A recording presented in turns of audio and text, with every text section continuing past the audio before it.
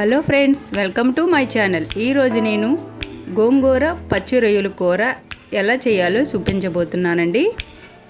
ముందుగా 3 గోంగూర కట్టలను తీసుకొని శుభ్రంగా కడిగి ఒక బాండీ పెట్టి అందులో కొంచెం ఆయిల్ వేసి గోంగూర మొత్తం అందులో వేసి మూత పెట్టి దగ్గరికి మగ్గనివ్వాలి.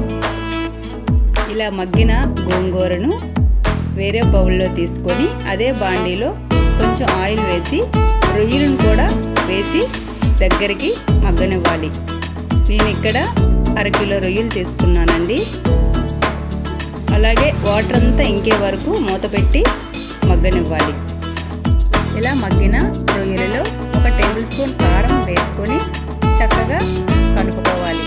కలుపుకున్నాక ఈ రొయ్యల్ని వేరే బౌల్లో వేసుకొని ఈలోపుగా బాండీ పెట్టి అందులో 2 టేబుల్ స్పూన్ ఆయిల్ వేసి జీలకర్ర మరియు పచ్చిమిర్చి అలాగే కట్ చేసి పెట్టుకున్న 2 ఉల్లిపాయలను వేసి దగ్గరికి వేయించుకోవాలి.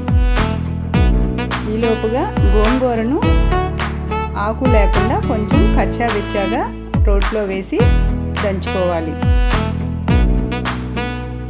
ఇలా ఆనియన్స్ వేయించుకున్నాక అందులో అల్లం వెల్లుల్లి పేస్ట్ వేసి వేపుకోవాలి. పచ్చి వాసన పోయేంత వరకు వేపుకోవాలి. అలాగే చిటికెడు పసుపు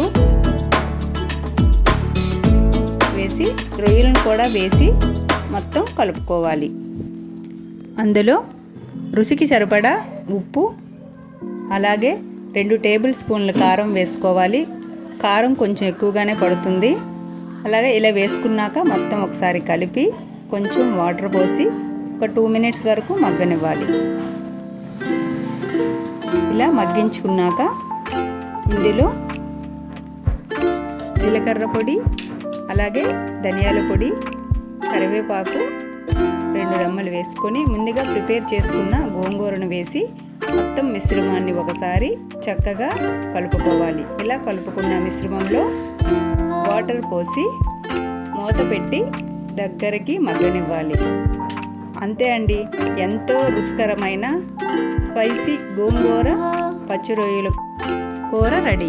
అంతే ఫ్రెండ్స్, ఈ వీడియో మీకు నచ్చినట్లయితే లైక్ చేయండి, షేర్ చేయండి. మరికొన్ని వీడియోస్ కోసం మా ఛానల్ను సబ్స్క్రైబ్ చేసుకోండి.